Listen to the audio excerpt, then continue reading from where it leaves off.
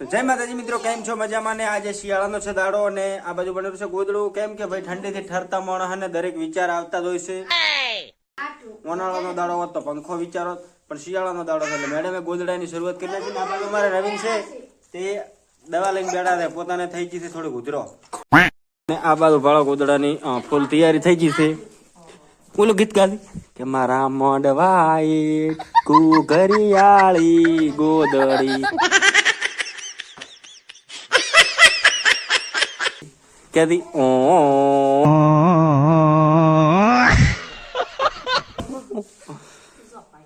ચમ cover cover મેળાઈ જો ને હે મોટો પડે.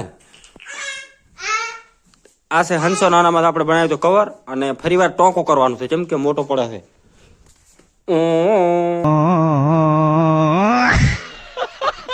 તિજોરીમાંથી કંઈક લેવા જ્યાં છે તો ભાઈ પોટકા લાયા છે. આ બધું ગોદડાની ફૂલ તૈયારી થઈ ગઈ છે. અમારા આરતીબેન હાયા છે, આ બધા રીતેશભાઈ ખાયા છે. મિત્રો પોટકા વાંચા છે, શી કે ચાથી લાયા, કોઈ પિયર માંથી લાયા.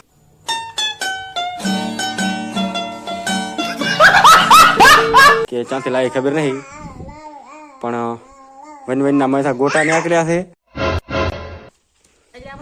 તો ભાઈ જો જોધપુર ની મોદડી આવી ગઈ છે, અને આ મોદડી તો વેલ નહીં પડી.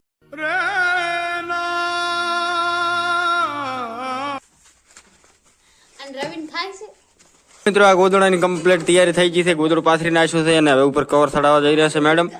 અને એટલે હું વાઠો હાલો તો આપે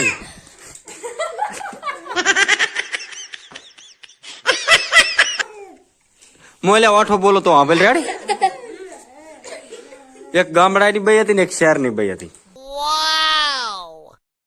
તો ગામડાની બઈ બેઠી બેઠી તારા કોઈ ગોદડું બનાવતી હતી, અને શહેરની બઈ આવી.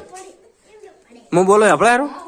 ગામડાની બઈ બેઠી બેઠી ગોદડું બનાવતી હતી, શહેરની બઈ આવી કે આ ગોદડું તો કે અમને આવડે. તો ગામડાની બઈએ કીધું કે ના તમને ના આવડે. તો શહેરની બઈ કે ના અમને આવડે. તો એક ગામડાની બઈએ બેસી ગઈ ગોદડું બનાવવા ને એક શહેરની બઈ બેસી ગઈ. તો ગામડાની બઈ આ છેડેથી કરીને ઠેઠ આમ થઈને આમ આવી, અને શહેરની બઈએ અહીંથી દોયડો મોડ્યો ઠેઠ આમ થઈ અને આમ આવી. શેડે જાતા શહેરની બઈએ ગામડાની બઈને પૂછ્યું કે તમારે ચમચમ છે કે માર તો રેડી છે. પછી ગામડાની બઈએ શહેરની બઈને પૂછ્યું કે તમારે ચમચમ છે કે માર તો કે હોહર મોહર છે. તો એને ચમ હોહર મોહર હતો ખબર છે કે ચેડે ગાંઠ નથી વાળી, અને ગામડાની બઈએ ગાંઠ વાળી હતી એટલે એને દોયડા ભરાતા જા. અને ઓલી શહેરની બઈ હતી એને ગાંઠ નથી વાળી, ત્યાં હોહર મોહર દોયડો આઈડિયો જો. એટલે ગોદડું બનાવવું તો ચેડે ગાંઠ વાળવી. આ હતું આજનું વઠું. અને બીજું તો પછી આવા ડસ્ટર મારતા રહેશે યાર. તમે અમારી ચેનલને સબસ્ક્રાઇબ કરી નાખો એટલે આપણે અવારનવાર વ્લોગ લાવતા જ રહેશો. તારું શું કેવું છે લે? આપણે વ્લોગ બનાવશે ને? વ્લોગ બનાવશો મિત્રો. તો ફરી મળીશું ફેમિલી વ્લોગ સાથે. તો અમારી યુટ્યુબ ચેનલને અવશ્ય સબસ્ક્રાઇબ કરી નાખો. જય માતાજી.